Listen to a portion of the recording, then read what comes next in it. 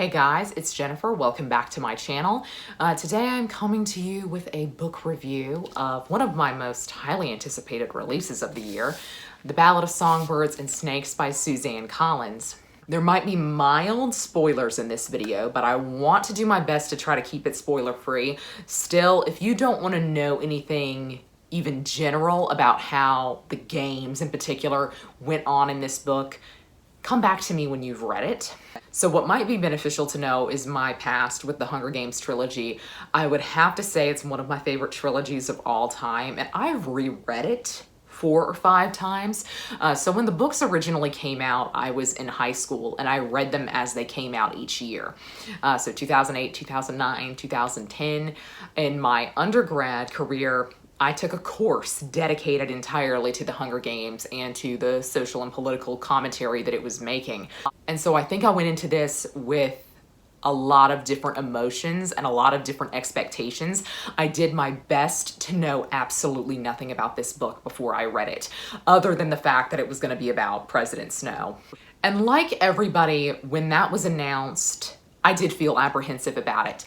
I've always had faith in Suzanne Collins because even when there were aspects to the original trilogy that I didn't connect with 100%, I could definitely see what she was going for and I respected it. It took me a long time to really come to love Mockingjay, but now I would say Mockingjay is one of my favorite books in the series.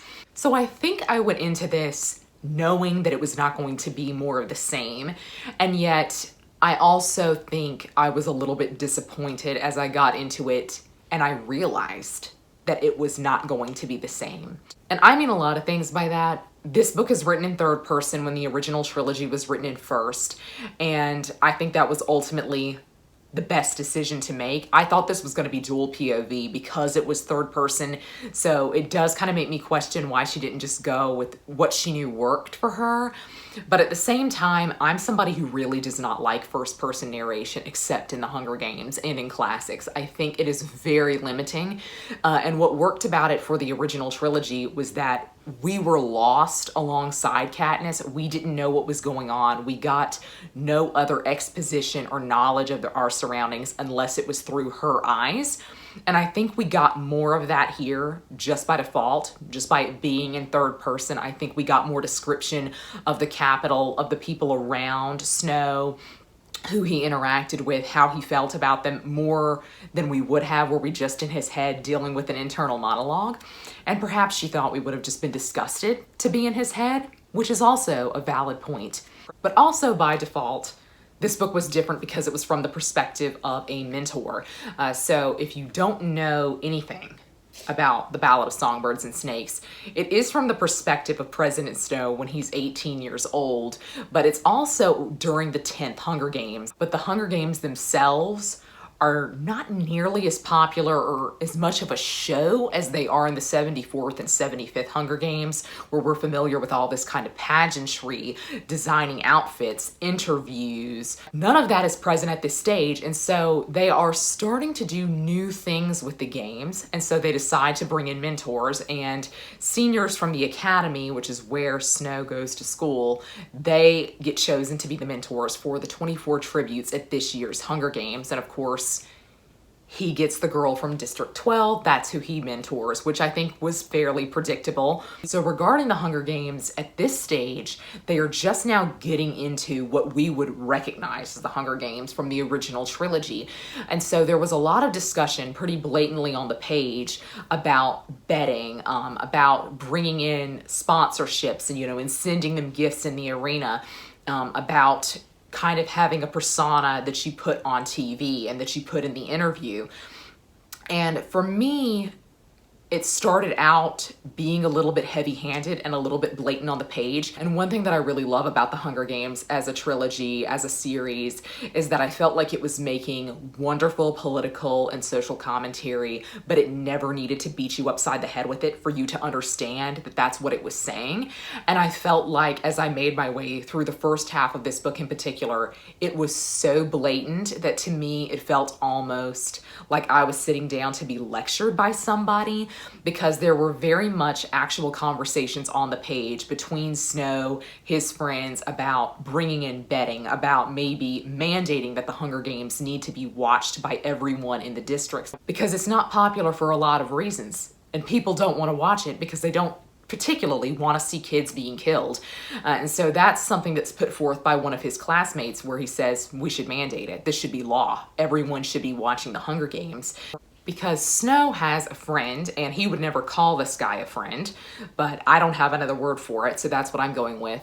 In this character called Sejanus, or Sejanus, I'm not quite sure how to say it, and the Latin student in me wants to say Sejanus because they would never have pronounced the J, but that's a story for another day. He is a character for me, worked on some levels and on others really did not, because he was clearly meant to be a vehicle for the rebellion and for dissent inside the Capitol, because Sejanus, light spoilers here, is technically from District 2, but he rose fairly high during the war, and so his family moved into the Capitol. And he is somebody who really grapples with this. And he is, unfortunately, assigned to mentor the boy from his home district who he actually knew, who was actually a classmate of his. And so there was a lot for him to struggle with throughout this narrative. And I appreciated some of it. I appreciated how he dealt with it, and that he stood up for himself, and he stood up for what he believed in, and for ultimately what we, I hope, think is the right thing to do. But I think he went about it in the wrong way. And thus, in some ways, because he was so opposite to who Snow is and who we know Snow becomes, he felt to me a little bit like a plot device, as in saying, well, not everybody can be bad. And I think there was some nuance given to other characters in the Capitol that I really, really appreciated. And I was not somebody who worried that she would try to make me sympathize with Snow, because I have a lot of faith in Suzanne Collins that was apparently very well placed. I don't think I ever necessarily 100% agreed with him, but I saw his side, and I think she did that very, very well. Because in many ways, this book was far more uncomfortable to read to me than the original Hunger Games trilogy ever was. I think in the Hunger Games trilogy, you get wrapped up in the showmanship of it, and you understand that is a really important element of the Hunger Games, is playing to the crowd. And so you get wrapped up in Peeta and Katniss and their love story, and wondering whether or not Peeta really does have feelings for her. And so you wonder alongside Katniss, is he playing me? Does he really want to win? He wants to get close to me to kill me off. You know bad things are happening in the districts, and you certainly saw what was happening in District 12, but you weren't totally sure what was going on in the other districts. This gave kind of a first-hand look at what the war was really like, and I think it was brutal. I mean, absolutely brutal, because there was a lot of discussion of hunger, and how hunger is something that marries the Capitol and the districts together. The Capitol knew hunger very, very well during the war and was forced to cannibalism in some sections. It was really disturbing. And then you have the districts, and they are enduring hunger right now. And I haven't watched anybody else's review for this book yet, because I really wanted to know nothing. But halfway through, I did stumble across on Twitter, I think somebody was sharing Elena the Great's spoiler-free review of this, and her defense of it, why she thought it was great. And she really went into detail about the political side of things, and how she felt like this book was an argument about human nature. I will link to her video down below, because it was phenomenal, and it truly changed the way that I viewed this book, because she really liked that it was unabashedly political, and that it was certainly commenting on the political landscape of the world that we live in, especially here in the United States, since 2016. And once I heard her explain it, and I heard her talk about these different philosophers who were quoted at the very start of the book, my mind changed on it, and I suddenly didn't feel like this was heavy-handed or blatant.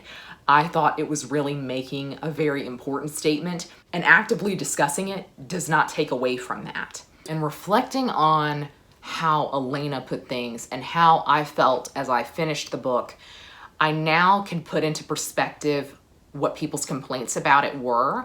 And so I've read a few Goodreads reviews, and I'm now looking forward to really watching everybody on BookTube and seeing what they have to say. But just reading some reviews, I've seen a lot of people disappointed that this book was not the games we knew. And I kind of felt like that. I didn't expect it to be, so I guess that was just not a point of disappointment for me because I never expected it to approach that level. Since we were going to see it from an outsider's perspective, I didn't expect to get to know the tributes at all, and you really don't. Before the games in the original trilogy, we're used to the tributes being treated very well. They get to feast, they get to go to all these parties, there's the parade through the Capitol, people get dressed up, you're wearing these costumes, there's all of these interviews, and there was none of that in this book because of course we aren't there yet in the development of the games. And so in many ways, this was much harder to read, and it actually made me think about the games that we are familiar with from the original trilogy, and I thought to myself, well, at least they let them eat. At least they let them be clean. They let them stay in a nice place before they sent them to their death. And then I had to wonder. It really made me think to myself, what am I saying? Because they're no different. There is literally no difference between, in this book, more mild spoilers for you, they are kept in the cage where the monkeys were at the zoo. And so they were essentially on display for the citizens of the Capitol to come by and see and feed them through the bars. And so it felt very exhibitionist. What's different about that in the games that we're familiar with? What is different about that? They were dressed up and paraded through the Capitol, made to sit through these interviews. And at least in this book, the interviews seemed almost optional. I think clearly they're doing the same thing. They are putting people on display who certainly do not want to be there and who certainly don't want to be paraded before the Capitol like animals. In this book, they treat them like animals. In the Hunger Games that we're familiar with, they still do, but they make you feel like at least they're dressed up. They're a poodle going to a dog show, not a monkey at the zoo. And like I said, we never really got to know the other tributes. We got to know the girl from District 12, Lucy Gray. I have mixed feelings on her. I could take her or leave her, but we didn't really get to know anybody else aside from her. And so as people started to die in the games, I was like, do I care? Do I care? And then I started thinking about it. I said, is that the point? Should I have to know anything about these people to care that they died?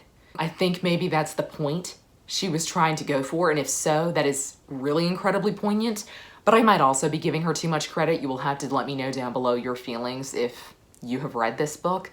But to me, it actually was something that really worked because it made me question, do I need to know something about somebody to care about the strife that they're going through?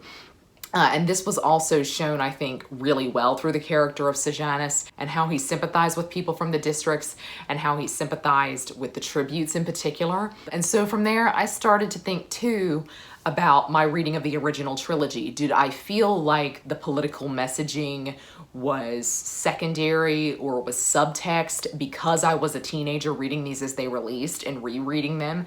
Is that something that would hit me over the head now were I to reread them? And it makes me very curious to reread the series and see how I feel about them now. I haven't read them in maybe 4 or 5 years, but in many ways I do think this was still a little bit more upfront about its political messaging than the original trilogy ever was. I'm curious to see if as an adult, if maybe that's why my perspective on it has changed, and maybe that's why I'm picking up on things in this book that I didn't really pick up on in the original trilogy when I first read them. And that kind of segues me into a question that I had about this book before it was even released. And that's kind of who is the audience for this? Because I've questioned, especially now since finishing it, was the intended audience the people like me who were teenagers when the original trilogy was coming out, who read the books as they came out each year, or people who discovered it in the early years of the films? Was I the intended audience for this? Or new teens, maybe people who are just now being exposed to her books and might be exposed to the world of the Hunger Games through this title, which would be really interesting. I would love to hear a perspective on that from somebody who read this before they read the other books. I don't know that she would recommend that, but it's something that could be done, I think, pretty easily. There were a lot of nods to the original trilogy. Some of them I thought were a little bit cheesy, a little bit over the top, but others I thought really, really worked well. But I see an argument for both sides. On the audience thing, I think clearly she knew that people who had grown up with these books were going to be the first ones in line for its release. And I think she also knew that there is a new audience and a new group of teenagers who are experiencing the political climate that we live in right now and who would find this relatable. But I did really enjoy this. I rated it 4 stars. I don't know that it will have the reread value that the original series has for me, but I'll be interested to see. And I would also be interested to see if she decides to continue on in this vein and release more in this world. I know this was a rambly review, so I'm sorry about that, but my feelings are very fresh. I just finished this yesterday as of the time of filming. If you have read this book, please let me know your thoughts on it down below. But that's gonna be all for me today. I hope you're all having a great week. Happy reading. Goodbye.